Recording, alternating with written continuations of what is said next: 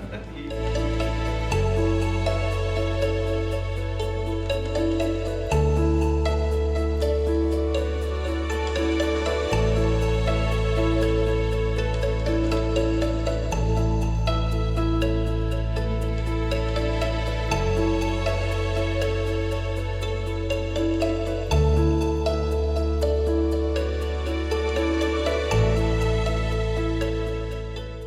بسم الله الرحمن الرحيم، صلى الله على نبيه الكريم. سعيد بلقائكم اليوم ضمن فعاليات هذه الزيارة التي يقوم بها المجلس الوطني لتنظيم الاتصالات السمعية البصرية بالسنغال الشقيقة. وأنا سعيد بأن هذه الزيارة تشكل نوعا من تجرير العلاقات النوعية المتميزة والتاريخية بين بلدينا، ولكن كذلك سيما إن تعلق الأمر بتوطيد هذه العلاقات على مستوى هيئات التنظيم الإعلامية، السلطة العليا للصحافة والسمعيات البصرية، والمجلس الوطني لتنظيم الاتصال السمعي البصري بالسنغال.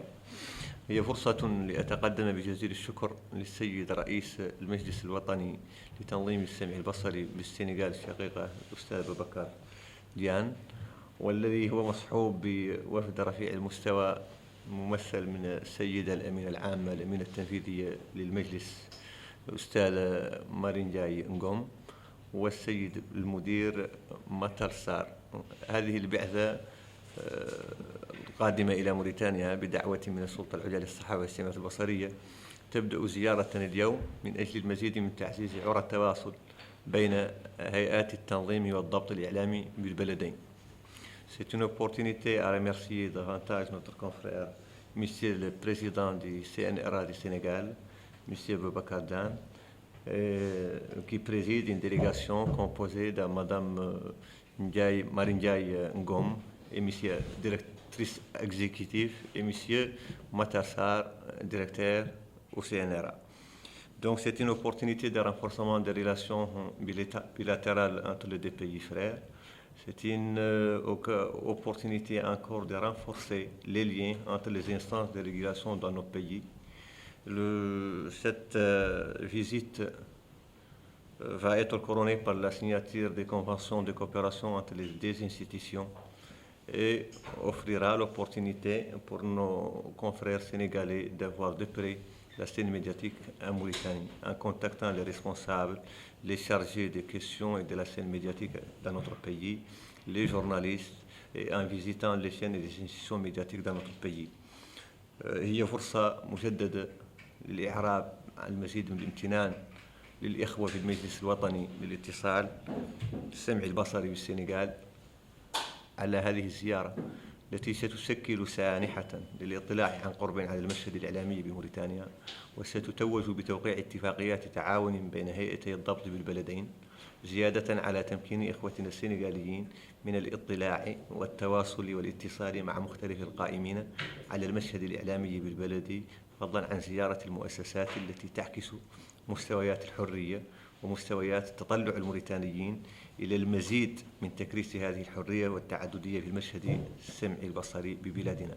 بدأت الزيارة اليوم بجلسة عمل مع هيئة مجلس السلطة العليا للصحافة والسمعيات البصرية. اطلع الوفد الزائر على مختلف المصالح التي تعمل بهذه الهيئة، بدءا بمركز الرصد والمتابعة، حيث يتم تسجيل وتخزين كل التسجيلات المرتبطة بالسمع البصري بالبلد من أجل تأمين مراقبة المحتوى والقيام بعمليات الضبط. وقام لاحقا أيضا بزيارة وحدة التحقيقات التي يشرف عليها العاملون بهيئة الضبط، والتي تتكفل بعملية المتابعة وإجراء التحقيقات اللازمة، سواء تحقيق التنوع أو سواء التحقيق المرتبط والذي تشرف عليه حاليا، والمرتبط بقياس درجة حضور المرأة والشباب وذوي الاحتياجات الخاصة في المشهد الإعلامي بموريتانيا من خلال فحص عينات كبيرة مما يتم بثه على مستوى وسائل الإعلام العمومية أو الخاصة. وقام بزيارة لمختلف المصالح الفنية التابعة للسلطة العليا للصحافة والسمعيات البصرية. ستتواصل الزيارة بلقاء المسؤولين الموريتانيين وبلقاء القائمين على المشهد الإعلامي بصفة عامة وزيارة القنوات العمومية والخاصة، وتتوج كما قلت بتوقيع اتفاقية تعاون بين السلطة العليا للصحافة والسمعيات البصرية والمجلس الوطني لتنظيم الاتصال السمعي البصري بموريتانيا. كانت فرصة اللقاء مناسبة كذلك لإطلاع الوفد السنغالي الشقيق على الإصلاحات المقام بها حاليا في المشهد الإعلامي، وعلى التباحث حول تعزيز التواصل والتنسيق على مستوى الهيئات العالمية والقارية والإقليمية التي تعتبر السلطة العليا عضوا فيها، سواء هيئات الضبط والتنظيم على المستوى الإفريقي أو على المستوى المتوسطي أو على المستوى الإسلامي أو الفرنكفوني، وهي هيئات تشكل فضاءات مشتركة بالنسبة للهيئتين، ويمكن التنسيق فيما بينهما بما يخدم المزيد من ترقية العمل الضبطي بالمنطقة بصفة عامة. Comme je viens de dire, bien sûr, la visite des délégations sénégalaises a commencé aujourd'hui par une réunion avec les conseils de la HAPA, qui a permis de faire le diagnostic nécessaire des relations, renforcer davantage encore ces relations, non seulement sur les plans bilatéraux, mais encore sur les plans international, régional. Nous sommes membres à part entière dans plusieurs instances, dont l'Irak et dans les instances de régulation africains, méditerranéens, islamiques et francophones. C'est des espaces dans lesquels on peut coordonner davantage nos relations dans ce sens, et c'est une opportunité pour la délégation sénégalaise encore de voir de près les diagnostics et de voir de près encore les réformes entamées dans le domaine médiatique dans notre pays, surtout après la création de la commission chargée de réforme du secteur des médias dans notre pays. Ils ont rendu visite à l'ensemble des services techniques de notre établissement, et on compte, après cette journée d'ouverture, qu'il y aura d'autres visites pour les chaînes publiques et les chaînes privées et pour les responsables chargés de l'information et des communications dans notre pays. Je renouvelle de nouveau encore mes remerciements, sincères remerciements à notre frère M. Boubacar Diagne et à sa délégation, en espérant que n'est qu'une étape de renforcement, d'élargissement de champ de travail et de coopération entre nos deux institutions. Merci beaucoup. أجدد الشكر لزميلي السيد بوبكر جاي على هذه الزيارة النوعية، والتي آمل ولا أشك في أنها لن تكون إلا مجرد خطوة بسيطة في إطار توسيع وتنويع آفاق التعاون بين بلدينا وآفاق التعاون بين هيئات الضبط ببلدينا الشقيقين، والتي بدأت اليوم وستتواصل لمدة 3 أيام يزور خلالها مختلف المؤسسات الإعلامية العمومية والخاصة، ويلتقي المسؤولين ويطلع عن قرب ويبحث ويستشرف آفاق تعزيز التعاون بين هيئات الضبط بالبلدين، إن على المستوى الثنائي أو على المستويات الإقليمية والقارية والعالمية. شكرا لكم. Monsieur le Président, Mesdames, Messieurs les membres du Collège de la APA, je suis très heureux de me retrouver aujourd'hui ici. Ici, Bilad El Million Shire. Bilad El Million Shire. Ma dernière visite remonte à presque 15 ans. Je disais tout à l'heure à mes amis ici, vraiment Mauritania, taghalab, mashallah. Taghalab, mashallah. Vraiment, j'ai eu beaucoup de changements positifs sur tous les plans. Je voudrais commencer par vous souhaiter, en mon nom personnel et au nom de mon délégation et du CNRA, nos meilleurs vœux pour cette année nouvelle que nous débutons, 2022. 2022, à n'en pas douter, sera une année cruciale, une année marquée par l'amplification des mutations dans le domaine de l'audiovisuel.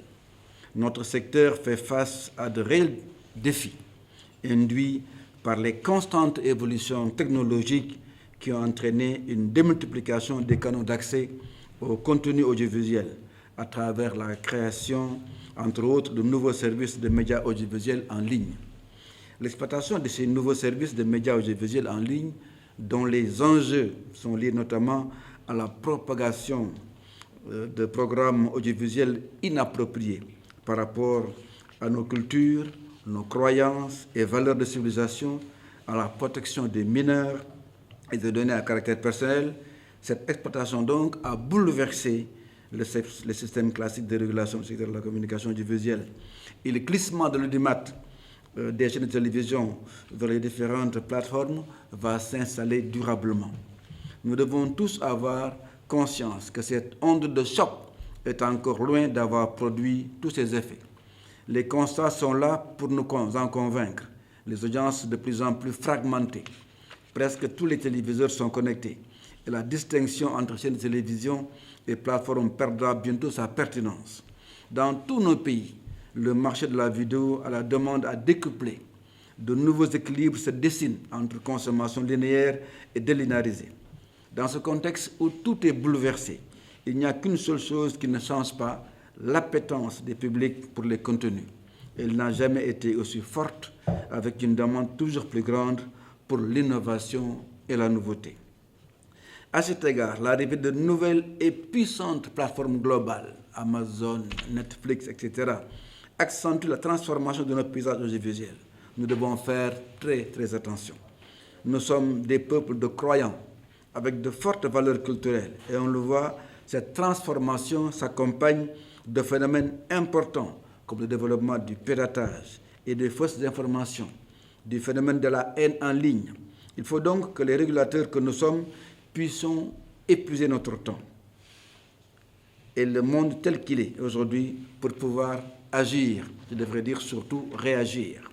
Dans nos différents pays, les acteurs historiques des médias doivent prendre la mesure réelle de cette transformation en collaborant davantage entre eux.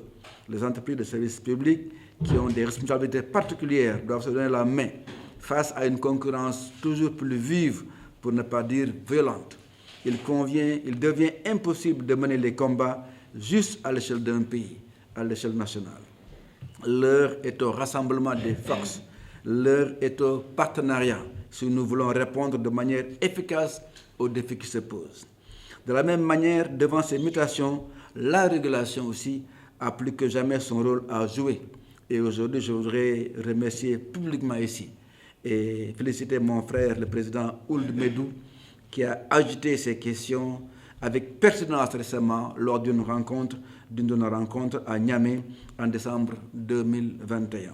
Il y a de cela 2 mois seulement. Et c'est l'une des raisons de nos retrouvailles d'aujourd'hui, pour continuer ensemble la réflexion. J'ai beaucoup aimé, Monsieur le Président, récemment, j'ai suivi le discours du président Mohamed El Ghazouani à la rencontre de la paix. Et il disait qu'il y a aujourd'hui un impératif scientifique. Il y a une injonction divine que nous devons avoir en tête tout le temps. Iqra, lire, regarder les réalités constamment et réfléchir par rapport à ces réalités. Je pense que cela nous interpelle aujourd'hui et c'est ce que nous faisons aujourd'hui. Ensemble, nous sommes en train de voir les mutations dans le secteur audiovisuel et nous savons que l'heure est au partenariat. C'est pourquoi nous sommes assis aujourd'hui, conformément à ce mot du président que j'ai beaucoup aimé. Nous allons continuer la réflexion et voir les voies et moyens de faire face à ces nouvelles responsabilités, ce qui passe par la signature d'un contrat de coopération bilatérale entre nos 2 institutions, le CNRA et la APA. Nous entendons mener une collaboration fraternelle et fructueuse pour placer nos médias devant le responsabilité sociétale en termes de diversité, d'égalité et de protection de nos publics. Bien sûr, nous resterons aussi conscients, nous restons aussi conscients, en dépit de cette extension du champ de la régulation et de nos missions, que 2022 chez nous et 2023 ici en Mauritanie sont des années d'échéance électorale. Et à ce titre, nous exercerons notre mission fondamentale de garant du pluralisme. Je termine en félicitant vivement nos différents collaborateurs. J'ai vu le travail qu'ils ont mené. C'est Matar qui m'en parle. Je sais que le SG a travaillé, Mamadou a travaillé, il a travaillé également. Ils nous ont produit des documents qui sont extrêmement importants que nous allons signer avant la fin de la visite. Encore une fois, félicitations à nos collaborateurs. Et merci, Monsieur le Président. هذه زيارة وبودي قبل أن أتحدث قليلا عن الرهانات التي ستكون موضعا لنقاشنا وأشار إليها الرئيس ومن ضمنها طريقة التعاطي مع المنصات الدولية بما تكفله من توسيع للحرية وضبط لها. هي من الإشكالات التي تم طرحها خلال مؤتمر نيامي الأخير وسيتواصل بحثها خلال لقاءاتنا هذه مع سلطة تنظيم الاتصال السمعي البصري في السنغال الشقيقة. قبل هذا وذاك بودي أن أهنئ إخوتنا السنغاليين على الفوز بكأس إفريقيا بالكاميرون وعلى تولي الرئاسة الدورية للاتحاد الإفريقي، وهي أمور مهمة تعكس الاهتمام بالشأن الإفريقي بصفة عامة، ولكن أيضا روح المثابرة وروح العمل الذي اطلع به أشقاؤنا هنا. Donc c'est une opportunité, on va discuter davantage bien sûr ces problèmes posés sur les plans internationaux, comment traiter avec les Facebook, les Amazon, etc. Comment assurer la centralité de l'État et de la liberté dans les questions traitées avec ces opérateurs sur les plans mondiaux. Je tiens avant ça à vous remercier, à vous féliciter pour la Coupe d'Afrique. C'était les Lions de Teranga qui l'ont remporté. C'est une victoire méritée. Et deuxièmement, parce que le Sénégal assure maintenant encore la présidence de l'Union africaine. C'est des mérites ou des résultats dus à la persévérance, au travail et à la complémentarité et l'intérêt accordé à la chose publique sur le plan africain. C'est une opportunité à vous féliciter et on compte beaucoup que cette visite va être couronnée par un ensemble de résultats qui a des liens avec le renforcement des liens historiques entre nos deux pays, entre nos institutions. Et nous allons bien sûr parler non seulement sur la régulation internationale, mais encore sur ce qu'on appelle la co-régulation, c'est-à-dire les intérêts communs qui nous lient entre les deux pays. On peut assurer une co-régulation commune dans le traitement de ces questions afin de renforcer davantage les liens de coopération entre les institutions de régulation dans nos pays. Je vous remercie, M. le Président, je remercie la délégation qui vous accompagne et merci beaucoup pour nos confrères journalistes qui ont assisté à ce début de cette visite et à mes confrères du Conseil de la HAPA qui ont là avec moi. Merci beaucoup. Merci beaucoup, Monsieur le Président. Merci beaucoup. Nous avons beaucoup apprécié les participations du président Ould Mejdou quand nous étions à Niamey. Désormais, on va vous le prendre souvent, on va l'arracher. Nous savions déjà tous le professeur émérite qu'il est, le journaliste qu'il est, le doyen qu'il est, mais maintenant que nous avons écouté à ces réflexions-là, on va vous l'arracher souvent. Merci beaucoup.